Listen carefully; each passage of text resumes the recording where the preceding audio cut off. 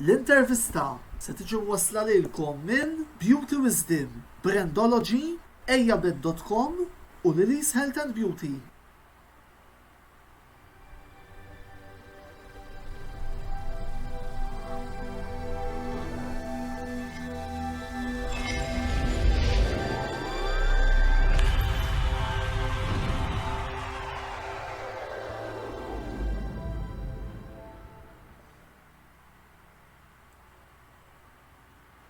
Antonello Vela jisemmilkom u jilqakom ma' 23 program mis-sensiela l-intervista. Illum se nagħtu ħarsa lejn il-kampjonati Ewropej ta' UEFA Euro 2020 li se jibdew propju għada bil-logħba Turkija kontra Italja fl-Istadju Olimpiku ta' Ruma. Kien miegħi l-lejla fuq il-panel se jkolli lill-ġurnalist John Busuttil, lill-kap tas Southend Core Dylan Merċieqa u l-team manager ta' Sliema Wanderers Alex Muscat biex niddiskutu dak li ser ikun l-ewwel kampjonat Ewropew itineranti. John, qabel xejn nixtieq nilqek fuq dan il-programm u nirringrazzjak tal-li jogħġbok taċċetta l-istedina li jagħmel lilek. La int interessna ġizgu. Grazzi. Però llum aħna qegħdin nitkellmu fuq timijiet nazzjonali u mhux fuq il-klabs. Sa fl-aħħar għaldaqstant wasalna l-kampjonati Ewropej. Nixtieq li tina kumment ġenerali fuq x'qed tistenna minn dan ix-xahar ta' futbol biex bih niftħu d-dibattitu tagħna lejla qabel ma mbagħad nidħlu fi żjed dettall fuq il-kompetizzjoni fit-tieni parti tal-programm. Jiena qed nistenna kampjonat sabiħ, kampjonat miftuħ, kampjonat ibbażat fuq iż-żgħażagħ, ismijiet kemm xejn differenti minn tas-soltu, speċjalment il-kampjonat tal-tim nazzjonali Italjan li qed narah bħalissa tellaqa b'da żgħażagħ ta' ċertu jew teknika kbira, qed nara t-tim Taljan li jista' jirbaħ dal-Ewropej għalkemm hemm tim soħra bħal Franza u l-Ġermanja dejjem hemm dawk. Jista' jisponta xi ħadd ieħor ma nafx, però l-Italja qed narah it-tim li jista' jiċċallenġja f'dan il-kampjonat. Hemm ħafna żgħażagħ tajbin. Nispera biss li Mancini ma jilabx lil Bonucci u l-Chiellini. Għax huma kibru speċjalment Chiellini qiegħed hemm xi fawl jew inkella biex joqgħod itir jew jagħmel xi penalti issa nafu irid jiftakar Chiellini li r-referees mhumiex dak li jkun hemm fil-kampjonat Taljan li jivvintawlu l-penalties, ġifieri hemmhekk jista' jalla jkeċċuh mill-ewwel jekk ilha prova. U Bonucci ieħor li ma jolqotniex. It-tres l-oħra żgħar nispera nara żgħar jien dejjem kont nifhom biżejjed niftakar Alex Muscat meta beda ma' Malta kont nieħu pjaċir meta daw il-press iż-żgħar jibdew jieħdu posthom u jagħmlu x-show għax bħalissa għandhom laċċ. Press li ġarebku u xabaw jirbħu bajnuna u mhux għajnuna, tek m'għandhomx posthom iżjed. Però jista' jkun li Franza wkoll għandha press tajbin immens bħal Mbappe għadhom tim qawwi ħafna. Ingliżi ma nafx jissorprenduni b'mod negattiv jiena, għandhom press żgħażagħ ukoll tajbin ħafna rajna l-kampjonat tagħhom li jaslu sal-aħħar anke taċ-Champions League il-klabs però ma kienx hemm ħafna press Ingliżi, ħafna minnhom Chelsea xi erba' għandhom u l-Manchester City xi tlieta, jiġifieri jew erba' u tlieta l-kontra. Però naħseb għandhom plejers tajbin ħafna, però jiġri xi ħaġa fit-tim Ingliż li meta jasal tim nazzjonali jkollhom ma nafx, jiġri xi ħaġa. Ħasra, għax tim suppost plejers għandhom, tim għandhom xew coaches ma nafx. Dylan, naħba fil-programm l-intervista, UEFA Euro 2020 ser tkun l-ewwel kompetizzjoni li ser tilqa' l-partitari fil-ground wara nuqqas ta' kważi 15-il xahar minħabba din il-pandemija li sfortunatament għadha mas-saqajn. Il-kummenti tiegħek fuq dan bħala il-kap tal-Ultras tat-tim nazzjonali ta' pajjiżna. L-ewwel nett, grazzi tal-istedina fuq il-programm u napprezza iċ-ċans li nsemgħu liħinna aħna wkoll bħala Southend Core. Huwa pjaċir tagħna. Bħalma stajna naraw fil-final ta' Champions League u tal-Europa League saru t-test mill-UEFA biex jitlu l-partitari, ovvjament fil-każ ta' Champions League li kellha ssir propjament f'Istanbul bidlet il-venue biex finalment tinsertaw żewġ timijiet Ingliżi u li kienu red flagged min-naħa tal-awtoritajiet tat-Turkija ma setgħux jivvjaġġaw. Ħabba affarijiet ta' sponsors u kollox ixxiftjaw kollox. Issa għall-Euro 2020 ħanaraw 11 belt. Għamilt lista żgħira biex kollha kemm aħna naraw ukoll id-differenzi l bejn pajjiżi oħra. Kif ħajadattaw ruhom għall-partiti fejn qed naraw li għandek bliet tal-Amsterdam, Bukarest, Copenhagen, Glasgow u Ruma fejn kont ir-regoli tas-saħħa ta' dak il-pajjiż ħajdaħlu bejn 25% għal 45% fl-istadium. Fil-każ ta' Baku u St. Petersburg, Russja, hemm capping ta' 50%. Londra li kollha nafu li sal-varjant Indjan tirġa jagħmel ħerba hemmhekk hemm capping ta' 25% għal group stage u għall 16 għas-semifinali u l-finali għadhom ma jafux. Fil-waqt li Munich 22% u ħaġa interessanti l-Ungerija Budapest 100% capacity. Permezz tal-forum li għandna s-Southend Core flimkien ma' l-FSC, il-Football Supporters Europe hija il-Union tas supporters, dawk il-partitari nazzjonali ħajsifru tisibu ostakli kbar. Fosthom il-pajjiżi titolbuhom jew test negattiv 72 hours qabel, Malta għandna l-lussu li ġew l-Ingilterra biex eżempju tagħmel dak test ħajġi jiswik mal-150 sterlina. Għandek pajjiżi oħra li tant hemm waiting list biex jagħmlu dawn it-testijiet qasbis hemm ċans għall partitari. Apparti it-test negattiv jidqogħdu jipprovdu wkoll il-passenger location form ġifieri jgħidulhom fl-imħotel ħajkunu u jgħidulhom ukoll l-itinerary tagħhom ta' dik il-ġimgħa ġimgħatej. U jekk inti tinsertajt pajjiż mir-red list, jagħmlu xartim kwarantina. Hekk eżempju mill-Kroati ġewwa Wembley, ġa qegħdin hemmhekk il-Kroati ilhom ma' xartim biex jiservu l-kwarantina biex ikunu jistgħu jaraw il-partita. Fil-waqt li Budapest ħarġet exempt għall-partitari kollha li jilabu fil-pajjiż. Ġifieri qegħdin naraw kontrast enormi bejn kull pajjiż kemm ħajdaħlu partitarju u l-mod kif ħajvvjaġġaw. Hekk nallokaw dan kollu fuq pajjiżna Malta, aħna nafu li l-istadium fih 17,000 fruħ u jekk nieħdu average ta' eżempji li qed jimxu magħhom pajjiżi oħra, 30% huma 5,100 persuna ġew l-Istadium Nazzjonali. Naħseb kulħadd jaqbel miegħi li dal-ammont huwa aktar biżżejjed milli biżżejjed. Naħseb kemm John u kemm Alex jaqblu li m'għandniex bżonn 5,100 persuna aħna fl-Istadium Nazzjonali għaliex fil-leagues lokali biss l-ammont ma jaqbis l-2000 ruħ ma tkunx logħba kbira bejn ġixtimiet il-kbar.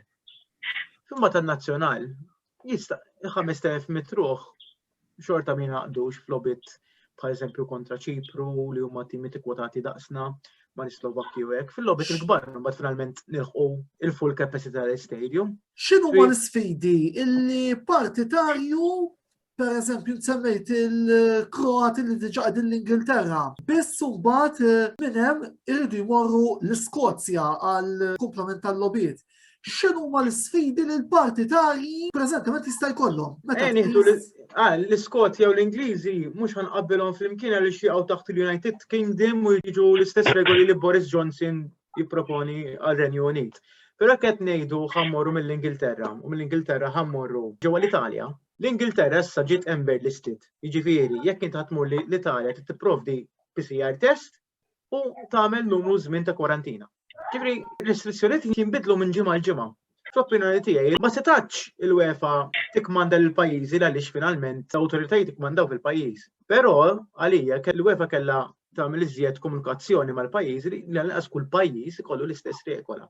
Ma ġabux f'moħħhom il-dawk l-eluf ta' partitari li ħivvjaġġaw minn pajjiż għal ieħor. Għax dan, isma' da mhux ċajta ta' ġivi qed U hemm min jista' jvjaġġalek bla biljett ukoll.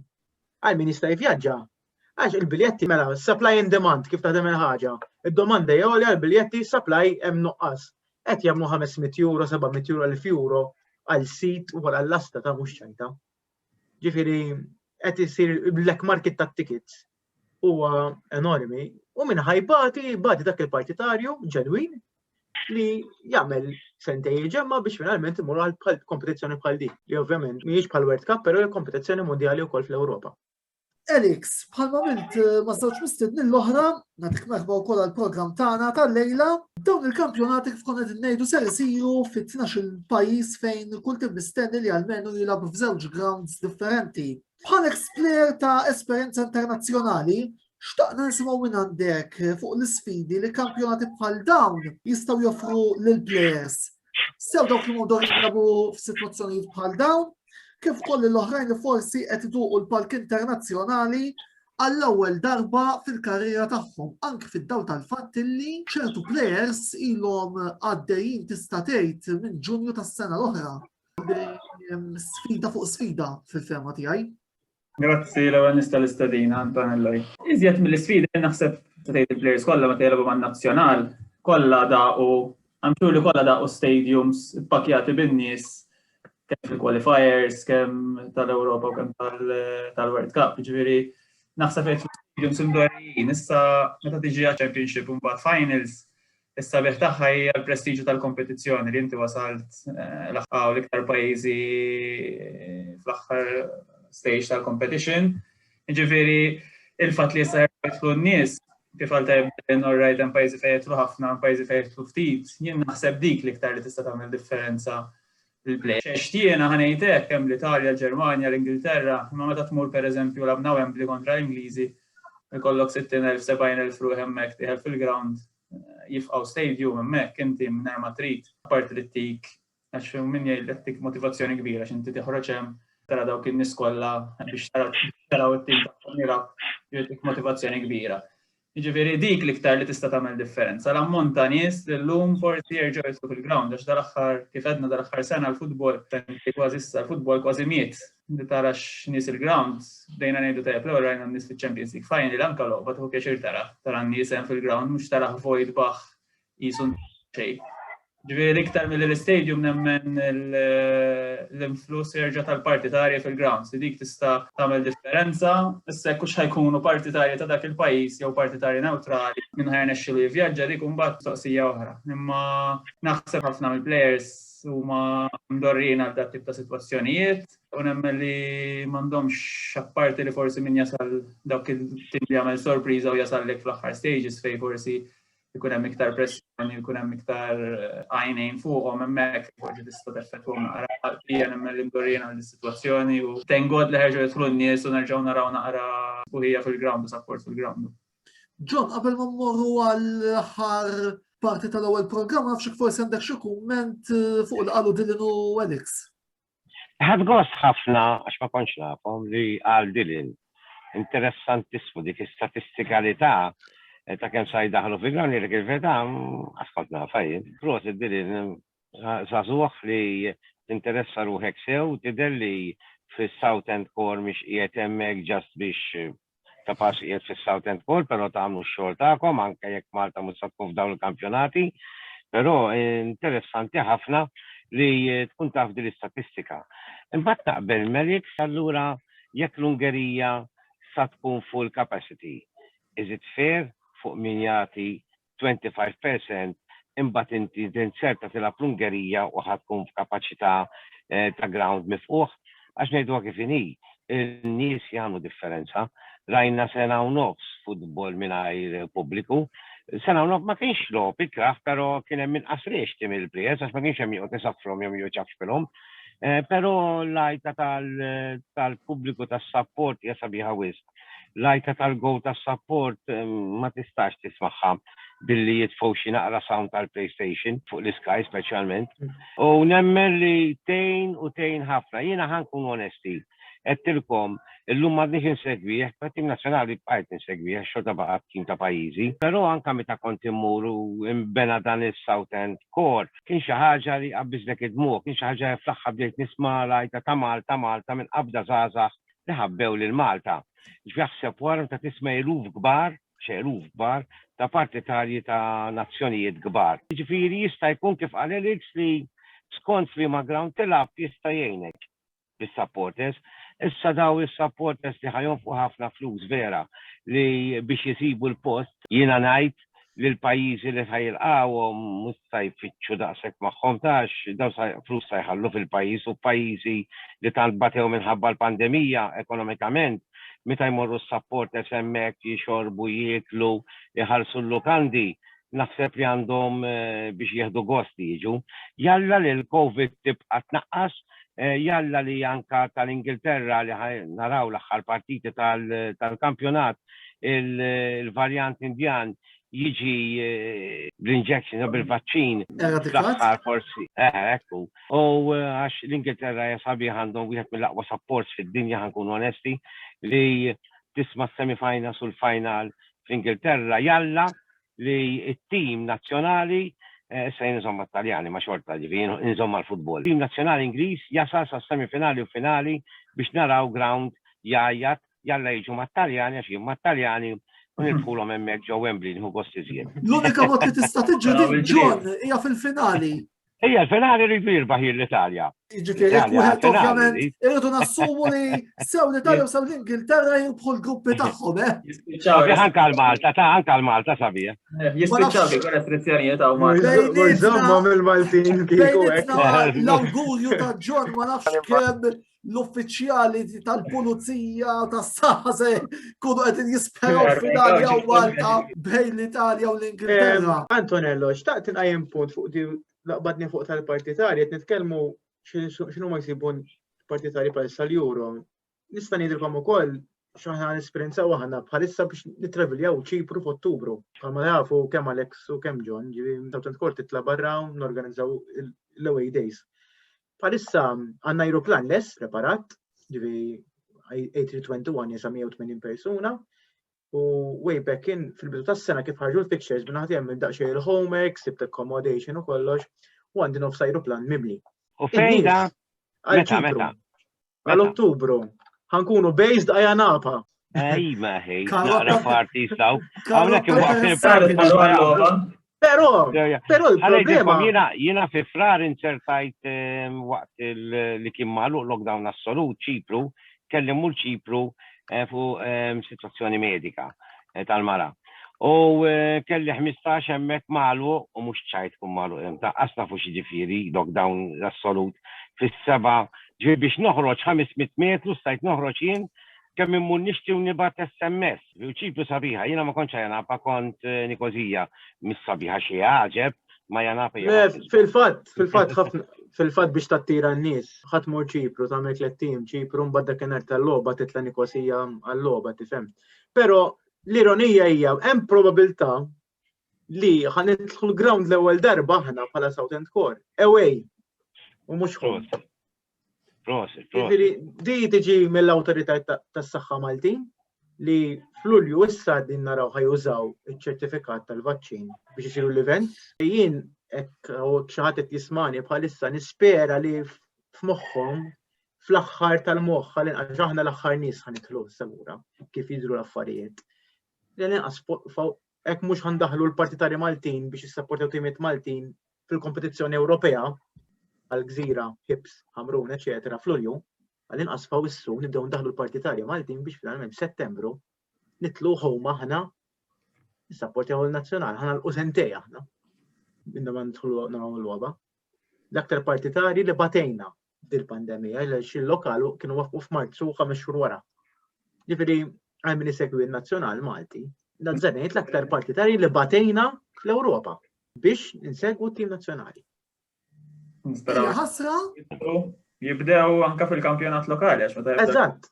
Nofsa wissu it-tama li forsi hemmhekk ikun hemm diġà. Għandna nibdew fawissu mal-ewwel logħba tal-kampjonat. Jrid jaqgħu l-affarijiet kif inhu llum il-ġurnata, naqgħu l-istess ma jerġa' għal xejn, m'għandux għalfejn hemm. Il-punt jibqa' noqgħdu attenti ħafna bħalissa. Il-punt però Alex u John u anke antu ħatifhmuni żgur. Forsi tarawni nħambaq fuq il-Facebook u nagħmlu press releases u anke meetings. Il-punt hu għaliex il-ground jgħid daqshekk ostaklu tidher daqshekk burden għal COVID ġewwa Malta fejn imbagħad qed naraw news issa ta' sliema saru iż-żgħażagħ imorru fuq il-baħar jinġemgħu 200 uncontrolled xejn kontrollat mill-pulizija u hekk ħajkun hemm varjant li forsi mhux koperti bil-vaċċin ħejn xtered jerġa'. Ġifieri nazzjonali jekk iridu għax dak qed ngħidu mhux ħajkun hemm xi attendenzi kbar tal-lobby. Fil-fatt nixtieq nagħlaq l-ewwel parti tal-programm billi nieħu spunt minn dak illi għandu dilin warajh u iva. Kif anki ddiskutejna matul dan il-programm. Il-futbol mingħajr il-partitarju huwa assolutament xejn. Nistennew, naraw u nittamaw.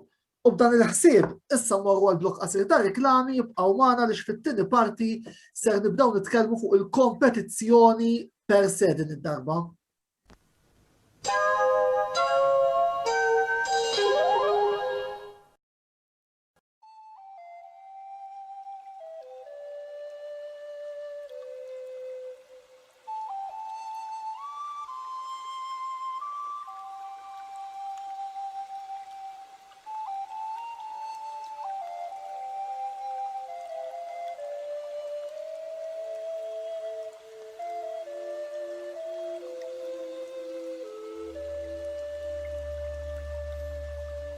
Beauty Wisdom tal-Fgura għall-aħjar prodotti u servizzi ta' sbuħija.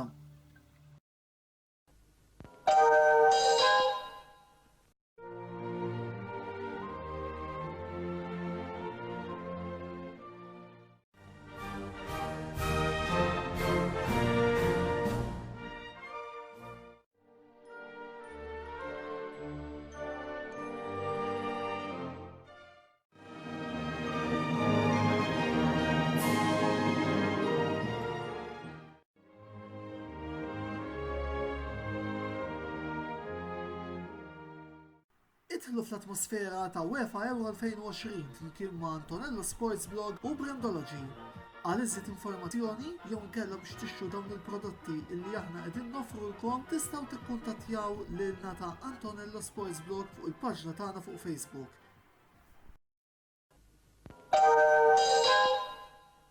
Ejabet.com l-aqwa sit tal-imħatri f'Malta miegħek ukoll waqt l-Euro 2020.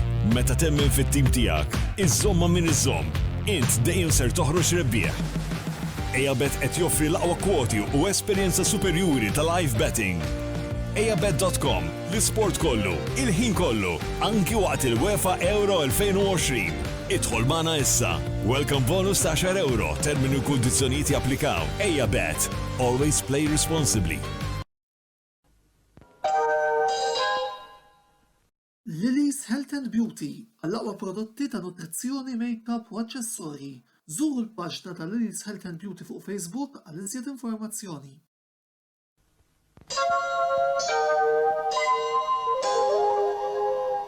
Merħba lura t-tieni parti tal-programm l-intervista, il-produzzjoni ta' dibattitu sportiv li Antonello Sports Blog intellaw ta' kull nhar ta' ħamis f'dan il-ħin ta' 8.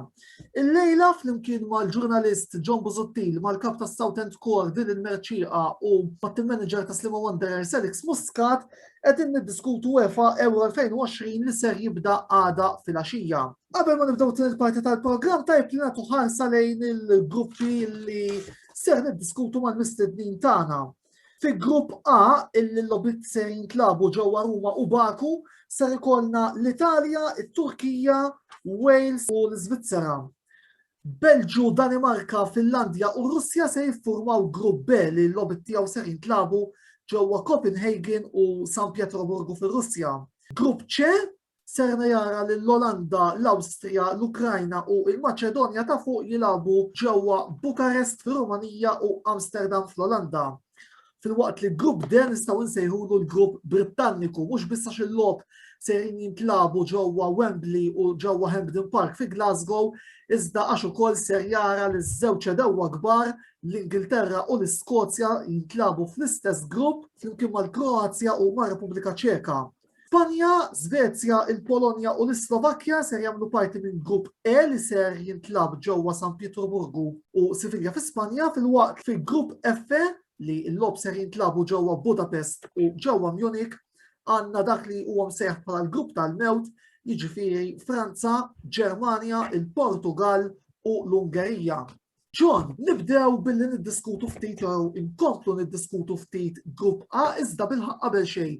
Nixtieq illi nuħu l-okkażjoni biex fisem l-istaff kollu ta' Antonello Sports Blog nifraħlek, naf li ftit tal-ġranet ilu żewweġ u Fil-ħanemuni qed bħalissa. nawguralek ħajja feliċi wkoll mal-mara tiegħek. Sal-mara m'għadix partner issa. Eżattament. Mela, nitkellmu issa fuq l-Italja li fuq il-karta għandhom jirbħu grupp A, biss it-tim immexxi minn Roberto Mancini illi għandu diversi żgħażagħ interessanti, iżda wkoll bħalma semmejta volja naf li m'intix fan tagħhom players ta' esperjenza bħal puntu Chiellini u Bonucci. Irid joqgħod attent għaliex anki tliet timijiet l-oħra li jiffurmaw parti mill-grupp tal-Azzurri kur li jixtuq jgħidu tagħhom biex jibqgħu mexjin fil-kompetizzjoni. X'taħseb li huma l-possibilitajiet ta' l-Italja dina il-kompetizzjoni UEFA 2020? Apparti naqbel miegħek ta' Mancini li hu coach tajjeb ħafna. Apparti li jiena bħal interist hemm Bonucci u Chiellini ma tantx inniżilhom personali imma. Però naħseb li mhux biex jilagħbu propja ħadhom Mancini, ħadhom hemm biex bl-esperjenza tagħhom jgħinu l-żgħażagħ l-oħra ta' jkunu f'diffikultà anke barra l-pitch, anke psikoloġikament, anke waqt il-logħba kif rajna l-Bonucci dal-aħħar ukoll li huma tim tal-Juventus meta kienu qed jiġġieldu biex jidħlu fiċ-Champions League. Ġiedi l-verità kollha naħseb Alex se jużhom minħabba l-esperjenza tagħhom fid-difiża speċjalment. Jista' jużhom f'xi ftit ħinijiet speċjalment il-Bonucci, però jiena naħseb plejers bħal Bastoni u plejers oħra fid-difiża ma tantx għandu bżonn il-Bonucci bħala plejer, però ma tistax tgħid u jkun jaf x'qed jiġri, kien jaf waqt it-training. Jiena nemmen li ħajt intlaq f'Ruma u mhux dubju għandi ta' l-Italja se jirfu l-grupp. It-tim il sa jissiltilhom li żjed u tittibża minnhom huma Svizzera. It-Turkija ma tantx jortuni jiena u Wales ikollhom il-ħeġġa però m'għandhomx iħabbtu lill-Italja daqshekk. Għalkemm illum il-futbol mirob iktar fuq teamwork u bil-logħob li jqasmu xulxin u jkunu fasti u b'saħħithom jistgħu jtuk x'tagħmel, però jien nemmen l-Italja hu l-aħjar tim f'dak il-grupp. Irid, minnaħa l-oħra miegħek nixtieq nitkellem fuq grupp D li fih l-Ingilterra u nistgħu ngħidu fuq il-karta l-grupp kapaċi jkun ftit triki għaliex għandha lill-Kroazja li dejjem tagħthom il-kedet dal-aħħar. L-rivali u ġirien Skozja u wkoll ir-Repubblika Ċeka. Temmen li Gareth Southgate, il-manager Ingliż, jista' jkompli fuq is-suċċess li għamel sew fit-tazza tad-dinja tal-2018 kif ukoll fil-Nations League tas-sena ta' wara meta waslu anke sal-finali billi qabel xejn jirbħu grupp kompetittiv imma mbagħad wara se jkun hemm potenzjalment l-intoppi għaliex jekk l-Ingilterra tirbaħ il-grupp ser tilab fit-tieni round mat-tieni klassifikat ta' dak li huwa msejjaħ il-grupp tal-mewt illi mbagħad se nitkellem fuq Melix. Biss Dilin għalissa nitkellmu ftit fuq dak li taħseb intu maċ-ċansijiet tal-Ingilterra. Finalment jekk l-Ingliżi qed jippinaw biex jieħdu l-Kampjonat Ewropew, finalment ma jgħidux jieħdu minn ġej it-tieni jew l-ewwel, jaffaċċjaw il-kulħadd u jekk għandhom jirbħu jibqgħu għaddejjin jiġi min irid. Ġifieri jien nemmen li Gareth Southgate bħala skwadra għamel daqsxejn sorpriżi il-minħalla barra jew le għax eżempju bħal Marcus Rashford tal-United. Fl-opinjoni tiegħi Rashford dal-aħħar xahar tlieta. Jien fanatiku tal-United ġifieri ma kienx postu. Ma kellux jintaqsel għalija, però di mbagħad deċiżjoni tal-coach jekk finalment jemmen li jisma' jaf il-fitness jew forsi kellu problemi mal-United li man-nazzjonali ħajjerġa' jifirrixxi, jibgħad deċiżjoni tiegħu. Meta għamel dax il-homework tiegħi, l-Ingilterra u l-Kroazja iltaqgħu 10 darbiet minn 1996 sal-lum il-ġurnata fejn l-Ingliżi rebħu 5 darbiet u l-Kroati 3 darbiet. Mbagħad kemm ġiġi droż, bħala statistika fl-aħħar 5 logħbiet li ntlabu meta ġew kontra xulxin. L-Ingliżi tilfed darba li kienet fil-World Cup 2018, l-aktar logħba li għalija l-Ingliżi kellhom jirbħu dakinhar. U mbagħad fin-Nations League ġew draw f'Ottubru tal-2018 u l-Ingliżi rebħu 3 logħbiet saħansi tagħhom 4 jew 5, ġifieri. Esattament. U ma ninsewx ukoll li l-Kroazja fil-kwalifikazzjonijiet ta' Euro 2008 kienu eliminaw lill-Ingliżi propju f'Wembley dik il-famuża logħba meta Steve McLaren il-manager Ingliż baqa' jiċċassa bl-umbrella flok jagħti l-indikazzjonijiet jew idaħħal lil Beckham fil-ground.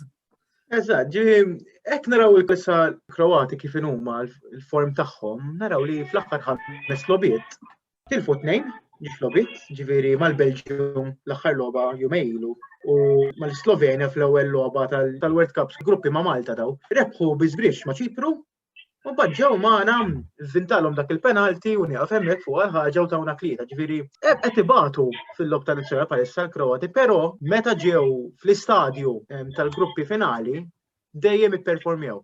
Ġifieri di jew forsi matul is-sena meta jiġu l-qualifiers jieħdu easy mbagħad meta jiġu għall-gruppi għall-kompetizzjoni nnifisha jiggirjaw ruħhom sew jew ngħidu dis-sena l-Kroati qegħdin off form hekk l-istatistika. Semmejt ir-rivali eterni bejn l-Ingliżi u Skozja. Ironikament l-ewwel logħba tal-Ingliżi kienet kontra Scotland. Ġifieri għamil daqsxejn riċerka fuqha kienet fis-sena 1872. Meta labu l-ewwel darba huma kienu ġew draw, ġifieri jekk jiġu draw id-darba ħajkunu happy score it-tnejn li huma. Però Issa naħseb li l-Iskoċċiżi jkunu kuntenti mill-Ingliżi. Però jekk tħares lejn l-istatistika tal-Iskozja, l-Iskozja on form iżjed mill-Kroazja. Alla forja ma kellix it-timijiet bħal Belġium u hekk. Ġibi ġew droma l-Awstrija u droma l-Iżrael, rebħu l-Faroe Islands erba' b'xejn, Malta rbaħninhom ukoll il-law ġibi m'hemm xejn speċjalità. Ġew droma l-Olanda, l-istess l-Olanda li jiena m'għadhomx l-Olanda li kienu fi żmien Robben, u rebħu l-Lussemburgu u jebxejn. Teknikament, hemm Repubblika Ċeka li jekk tara qegħdin batuti id-darba ġibi għalaw erba' mat-Taljani erba' ilu, ma' Wales fil-World Cup qualifiers ma lagux logħba tajba tilfuq b'xejn. Ġew droma l-Belġium, ħasdu l-kulħadd ġifieri f'Marzu li għadda, u lejn Novembru tas-sena l-oħra rebħu l-Slovakkja u f'Marzu rebħu l-Estonja. Ġifieri jien nemmen li għat-tim Ingliż l-ewwel u t-tieni post huwa garantit. Però l-Ingilterra fil-qualification dejjem imorru tajjeb. Dejjem jirbħu gas down. Meta niġu għall-kompetizzjoni nifisha, ma tafx jkun inqala, ma tafx ġaralhom. Ma tafx jekk mhux qegħdin fil-ground jew le. X'inhi raġuni jien nemmen li pressure kbira mill-medja fuq l-Ingilterra, speċjalment l-Ingilterra stess, għaliex kollha nafu l-World Cup li għadda il-pressure li sar mill-medja li l-Ingilterra ħad tirbaħ l-World Cup, kull sena, kull kompetizzjoni ssir ta' però kienet l-aktar darba b'saħħitha. Fil-fatt anke dis-sena diġà qed nara kummenti it's coming home, it's coming home, it's coming home. Dik qed tkun ħnaqlek biha jien ma ngħidlek il-verità iktar l-odds għall-betting l-aktar favoriti li huma Franza u mbagħad l-Ingliżi wara. L-Ingliżi għandhom nistgħu ngħidu tim żagħżugħ li hemm krema darba kien fil-futbol, fil-Ġermanja, fl-Ingilterra, Spanja fejn Trippier ukoll. Però meta jiġu biex jiffunzjonaw flimkien, nemmen li hemm il-gap bejn id-difensuri u l-midfield u l-attak tal-Ingilterra. Ma kemm dik il-gap kbira li dejjem. Fil-fatt Gareth Southgate ukoll ir-remarka fuqha fil-press conference li ħabbar dal-jumejn. Ħanħon opinjoni minant Ler fuqha dil-biċċa tax-xogħol. Għandna Explain International Politics ħalli ndaħlu ftit ukoll fid-diskussjoni. Meta inti tara t-tim nazzjonali Ingliż, Alex, kif semma diversi punti din? Taħseb, will it come home dis-sena ħalli? Issa, waħda mill-affarijiet li qal tajjeb dilin naħseb jienu li dejjem islu fl-istorja dejjem rajnija dal-aħħar fl-Ingliżi ħanejtek li fil-qualifiers dejjem l-ewwel u jirfu kulħadd. U meta jiġu għall-finali, jisu qatt ma jelħu l-aspettattiva tal-li jkun hemm mistenni minnhom. Għalfejn, ma nistax ngħidlek għalfejn, ma issa hija tendenza li ma narawhom dejjem nistennew ħajrbħuha jew ħajaslu fajni jew hemmhekk issa darba minnhom jagħlgħu fil-gruppi, darba minnhom jagħlgħu 16. Ma għalfejn daw kollha players qed ngħidu għandhom hemm skwadra naħseb waħda mill-iktar skwadri b'saħħitha li qatt kellhom reċentament l-Ingilterra, ġifieri hemmhekk iwa. Ma xorta ma noħodix sorpriża li jkun hemm xi delużjoni. Jien nemmen li għandhom tim tajjeb imma isu għal it-Taljani jkunu tajjeb jew ħażin dejjem minn hawn minn hemm jaslu għandhom dik xi ħaġa tazza li dejjem jaslu anke fl-aħħar żmien tagħhom jaraw kif jagħmlu jirnexxilhom jaslu. Jien nibqa' ngħid fuq Taljani eżempju l-aktar ħaġa li tara differenti minn timijiet oħra vera sempliċi fil-bidu waqt l-innu. Il-grinta qegħdin tajjeb jew ħażin, il-grinta li joħorġu fl-innu li l-speakers tat-television jittarax lilhom ikantaw. Ġifi, hemm dik il-grinta taffettwa wkoll. Imma xorta nemmen li l-Ingliżi nazzjonali xorta nemmen li ħajkun hemm dik l-aċċ. Jien iktar nemmen li hemm xi ħaġa oħra ma nafx, ma nistax nifhem forsi anke preparazzjoni ta' ġifieri mhux psikoloġika jew xi ħaġa li jiġu għal ewwel finali u ma jkunux preparati biżżejjed. Imma naħseb illum għandhom il-faċilitajiet kollha, riżorsi kollha biex. Jien minn naħa tiegħi fuq l-Ingliżi nemmen top 3, top 4 imma li jekk tgħid Antonello jieħdu wiex dis-sena jew le. It's not coming home għalija fl-opinjoni tiegħi. Jiena naqbel magħkom purament tal-fatt li dik il-logħba potenzjalment fit-tieni round tista' tkun ftit perikoluża biss qabel ma ndaħħal lil-Alex fuq grupp F. Xtaqt li nieħu kentejn oħra minant John ukoll fuq grupp B, il-grupp tal-Belġu, id-Danimarka, l-Finlandja u r-Russja. Naf li intu wkoll parti tal-Inter, id-domanda hija Lukaku kontra Eriksen f'dan il-grupp. Biss il-Belġu huwa wieħed mit-timijiet favoriti għall-kompetizzjoni. Taħseb li dis-sena il-forma ta' Lukaku u De Bruyne jistgħu waslu l-Belġu għas-suċċess? Iva, Belġu mhux Lukaku u De Bruyne biss. diversi players, għandhom players tajbin, jien niftakarhom għaw Malta fil-UEFA fl-Under 17, kellhom players iġennuk fil-ground kollha 15-16 year olds u daw baqgħu tilajn. Dat team illum il-players tagħhom qasmin mal-aqwa clubs fid-dinja, kollha kemm huma mhux Lukaku biss, u laqqas De Bruyne biss, huwa team li jista' jagħmilha. Huwa team li tibża minnu ħafna għax huwa team tajjeb. Esperjenza m'għandux, però il-players individwali għandhom, esperjenza bħala team m'għandhomx. Però naħseb iva li se jagħmluha llum hemm ħafna żgħar u da sa jgħin ħafna bil-logħba moderna tal-lum li l-Belġium jista' jkun it-tim li jissorprendi. Hemm teams iva il-Portugal għandhom fl-Under 21 mal-Italja, tajjeb, għandhom team jibqa' kbir, ġifieri huwa team tajjeb ukoll, però iva jekk tgħid li ma team huwa li jista' jissorprendi u jagħti sorpriża kulħadd. U għal-Belġium naħseb. Alex, konna ħan nitkellmu miegħek fuq grupp F illi fuq il-karta mistenni kull isbaħ wieħed mis-sitt gruppi li għandna kif fih insibu l-Champions tad-dinja Franza, dawk Ewropej il-Portugal u l-Ġermanja li għandhom rekord tajjeb f'din il-kompetizzjoni meta rebħu għal xejn inqas minn 3 darbiet mingħajr ma ninsew l-Ungerija li ħajkunu qed jospitaw xi logħob ukoll. Il-kummenti tiegħek fuq dan il-grupp? Naħseb l-iktar ġidhom ħażin hija l-Ungerija fl-aħħar mill-aħħar. Ħażina u tajba li xumbat huma l-unika ground li ser ikollhom kif qal tajjeb dilin full capacity għal daqstant ħadu żal-kelma jistgħu jaqilhom lira tajba. Però players fil-ground 11 ħajkollhom. Ekku. Ma naħseb is-saħħa li għandhom Franza u l-Ġermanja speċjalment. Għax il-Portugal tajbin imma naħseb Franza u l-Ġermanja. Ġermanja dejjem tista' tgħid dejjem hemmhekk, jiġifieri l-Ġermanja tara l-Under 21 dejjem jerbħu l-kbar dejjem ġifieri fiċin li jerbħu ġifieri naħseb il-Ġermanja ħad tkun qawwa terġa' dis-sena li diffiċli biex terbħu. Franza kif qed naraw tajjeb ukoll għandhom tim spettakolari ġifieri on the day jistgħu jagħtu roba kbira li jerbħu kif iridu kulħadd, ġifieri tara kemm jipperformjaw imma bħalissa jurik li qegħdin tajjeb. Il-Portugal, all right, Champions Ewropej, ma xorta nemmel li f'dan il-punt Franza u l-Ġermanja għandhom dik xi ħaġa iktar kemm ta' esperjenza, kemm ta' kwalità, ġifieri nemmel il-Portugal sakemm ma tiġihomx tajba naħseb li huma jkunu tim li qpa barra nemmen, imma kif qed tajjeb il-futbol kif għal John 11 kontra 11 jinżlu ġifieri da 3 lobiet. Logħba tiġik ħażina, tibda ħażina l qatt, ġifieri jekk titlef l-ewwel logħba jidħol ħafna pressure mbagħad rajnija kemm il-darba di u dik il-pressure li twaslek li mbagħad tinqala. Għax bil-forsi toħroġ għal rebħa tat-tieni logħba u jekk ma tagħmilix tista' tgħid barra tiġa. Ġifieri dik huwa periklu f'dak il-grupp li terbaħ l-ewwel logħba, ġifieri terbaħx l-ewwel logħba, hemmhekk tista' minkejja Cristiano Ronaldo, minkejja Bruno Fernandes li għaddejjin wieħed minn aqwa fid-dinja u l-ieħor plejer li kif jista' jikkonfermalna din tajjeb ma' Manchester United għaddejjin.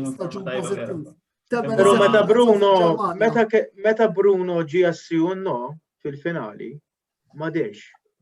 Ġifieri dik parti mill-pressure li jaddu minna l-plejers, ta' ġifieri mhux għax għamela ħażina ġda finalment. Plejer huwa bniedem. Però Bruno għamel eżempju 9 logħbiet tajbin, meta ġie assijunno l-aktar logħba importanti, ma dirx. Ġifieri mhux billi hemm Cristiano Ronaldo Bruno Portugal, jekk mhux ħajperformjaw, għendax il-plejer il-Portugal. Żgur jistgħu jinsew li għaddu. Mhux jiddependu fuq Ronaldo jew Bruno. Għalhekk importanti dik l-ewwel logħba, ġifieri li jibdew konċentrati forsi fi gruppi oħra mhux teffordja ta' imma jekk tiżloq l-ewwel logħba kapaċi tilkubrom ġiex logħbiet oħra. Ma di dal-grupp jekk tiżloq l-ewwel logħba tista' tgħid li mbagħad biex tgħaddi. John, konna qegħdin nisimgħu lil Dylan u lil Alex jgħidu li l-Portugal li ma ninsewx li huma il-holders ta' din il-kompetizzjoni jista' jkollhom xi diffikultà biex jikkwalifikaw għal fażi suċċessiva. Biss ejja ma ninsewx li l-ewwel il-Portugal huma Champions renjanti ta' UEFA Euro 2020 minħabba l-4 snin ilu ħadwa wkoll din it-tazza. U fuq il-karta jidher li għandhom kalendarju favorevoli ila li l-ewwel iridu jilagħbu fil-15 ta' Ġunju ġewwa Budapest kontra l-Ungerija, imbagħad imorru l-Ġermanja biex jilagħbu appuntu mal-Mannschaft ġewwa Munich fit-19 ta' Ġunju u jgħalqu ġewwa Budapest bil-konfront li huwa ripetizzjoni tal-finali li kellna f'UEFA Euro 2016 bejn Portugal u Franza. Inti taqbel ma' Dylan u ma' Alex illi il-Portugal jista' jkun li jlaqtuha jew taħseb illi jistgħu javvanzaw? Għanajdek opinjonijiet daw. Jina naħseb li ma tistax tħalla tres individwali ta' klassi mondjali bħal Fernandez u Ronaldo kif jilabu fil-kampjonat tal-klab tagħhom u f'kampjonat nazzjonali. Meta it-teknika tagħhom enormi tingħaqad flimkien, però l-Portugal mhumiex Ronaldo u Fernandez ta' il-Portugal għandhom il-jota mill-għalija tal-Liverpool. Esattament, plejer li wkoll. Għandhom plejers oħra li labu fl-ola divizjonijiet, fl-ola mal-aqwa clubs, imdawrin fl-Ingilterra, fl-Italja, ġifiri mhumiex waħedhom. Li qatal barra lil Portugal, ġifiri speċjalment jirbħu lil Danimarka. L-oħrajn qed jiġġieldu bejniethom se jitilfu l-punti bil-fors, issa mbagħad mal-Ġermanja kien jilagħbulek għad-draw li kapaċi jilagħbu għad-draw. Tinsiex plejers bħal Ronaldo u Fernandez u għandek oħrajn daw jistgħu il-teknika individwali tagħhom Alex jafax ta' fil-futbol. Kultant plejer wieħed ma tirax bi plejer wieħed, ma kultant plejer wieħed jagħmel differenza. Dak il-gow kemm rajna Ronaldo rieqed partiti mal-Juventus dis-sena. Meta l-Juventus ma kinux għaddejjin minn sessjoni tajba, ma kellhom staġun tajjeb, però mbagħad jagħmel dak il-gow jew inkella jiftaħlek għax ħafna ma jkunx qed jagħmlu, però jidħol fil-kaxxa jmorru fuq u jagħti l-ballun ħadd jiftaħ il-ħadd ieħor u jiskol ħadd ieħor. Jiġifieri le tarmuhomx il-Portugal. Franza huma tajbin ħafna, però Mbappé eżempju jiena li l-iktar piel li joġobni. Però fl-aħħar logħba li rajna jilgħab mal-Paris Saint-Germain ma nġabarx, żammieħ, ma m'għamel xejn. Tajjeb jiġifieri tgħidix li plejer mal-klabb għandek il-krem della krem ta' kull pajjiż. Issa mbagħad għandek il-pajjiż li jilagħbu l-istess sistema u tekniki. Ma narmihomx jien naħseb dak vera grupp tal-mewt. It-tiet għandhom l-istess ċans, fl-opinjoni tiegħi però. Mela żgur li eżatt li konna ngħidu li naħsbu li Portugal huwa ovvjament mit-tlieta huma forsi l-inqas taħtu l-vantaġġ li għandhom kif qed ngħidu. Le, mhux hekk għalhekk sabiħ il-futbol u għax fl-aħħar mill-aħħar. Għandek iċ-Champions tad-dinja ma' Champions Ewropej. U ma ninsewx ukoll li l-Ungerija f'Euro 2016 taw hard time il-Portugal ukoll. Xiraq jaddu l-Ungerija, ġifieri għalija l-Ungerija mhuwiex U żommu f'moħħkom ukoll. Sorpriżi bħal ma rajna bil-Gaċċo bl-Iżlanda nistgħu narawhom din id-darba wkoll. Żommu f'moħħkom ukoll il-Portugal għandha ħafna traveling. Eżatt. Għalabu kontra l-Ġermanja fil-Ġermanja. Eżatt. Ta' fetwa wkoll. La ġejna l-provizjonijiet, ejja ħalli anki nagħlqu l-programm billi nieħdu xi ftit provizjonijiet minn tagħkom. Min taħsbu li ser ikun mhux ir-rebbieħ din id-darba, is-sorpriża u d-delużjoni ta' UEFA Euro 2020. Jibda Alex, John u jala Dylan. Naħseb ħanajdlek mid-delużjoni li nibda nimmen li jista' jkun hemm żewġ pajjiżi, pereżempju ma semmejna xejn Spanja. Li huma ċorta pajjiż, tim tajjeb ħafna, ma naħseb anke bil-fatt li għaddej anke ma nafx smajtu xillum fuq il-każ. Sergio Busquets bil-COVID, consideration li jekk tim minnhom ikollu dal-problemi kif diġà rajna qabel, daw qed jitrejnjaw bubbles għalihom, ġifieri mhux faċli tipprepara ruħek, kellhom iħassru friendly, kellhom iħassruha. Ġifieri apparti dik kont diġà naħseb li Spanja jista' jkun dak it-tim li ma narawx riżultati tajbin minn għandu, ġifieri qed nemmen li orrejt mhumiex favoriti imma dejjem jibqgħu Spanja u nemmen li jista' jkun delużjoni dis-sena. Nixtieq nara t-Turkija, x'rajja Turkija fil-qualifiers, kellhom grupp anke rajt l-ammont tal-lob labu ma tantx tilfu lob, ġifieri tilfu xi lob mal jekk mhux żball mal-Ungerija, marfu l-Olanda, rebħu anke ma' Franza, ġifieri Turkija narhom li jista' jkun sorpriża li forsi naraw xi ħaġa Taljani jekk mhux ser żball u xejn. Eżattament, fil-fatt it-Turkija qegħdin fil-grupp tal-Italja. Nistenna li nara t-Turkija x'riżultati jġibu li forsi ħadd ma jsemmihom imma nemmen li jista' jkun forsi bit-tim li għaddejjin tajjeb. Mela, fil-każ tiegħek qed tgħidli Turkija bħala sorpriża Spanja delużjoni. U Spanja delużjoni.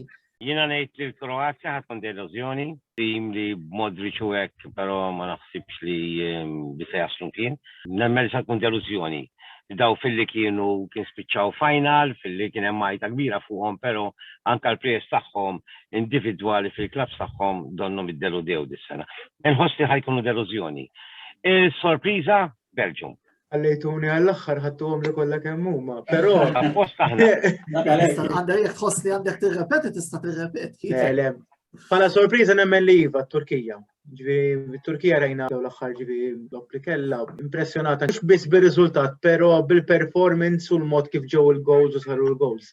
Bħala delużjoni qiegħed bejħaltej, jien nibqa' nemmen delużjoni ħatkun l-Olanda li kolla nafu l-Olanda kienet waħda mit-top. Jien nemmen li l-Olanda tkun delużjoni u hemm bżonn bidla drastika fil-futbol Olandiż biex finalment jerġgħu jiġu fejn kienu mal-aqwa tal-Ewropa u fid-dinja.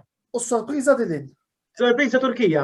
Grazzi lil John Dylan Wellix ta' diskussjoni li kellna lejla flimkien, kif ukoll grazzi tmur lill-sponsors tagħna li huma Beauty Wisdom, Brandology, Ayabed.com u Lily's Health and Beauty.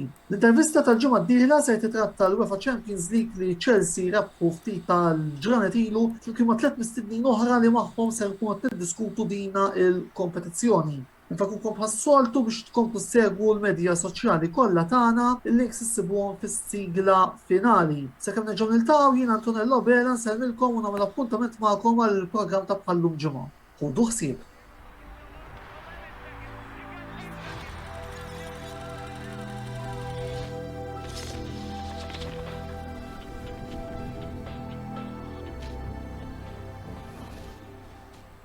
L-intervista ġiet imwassla lilkom minn Beauty Wisdom, Brandology, Ayabed.com u Lily's Health and Beauty.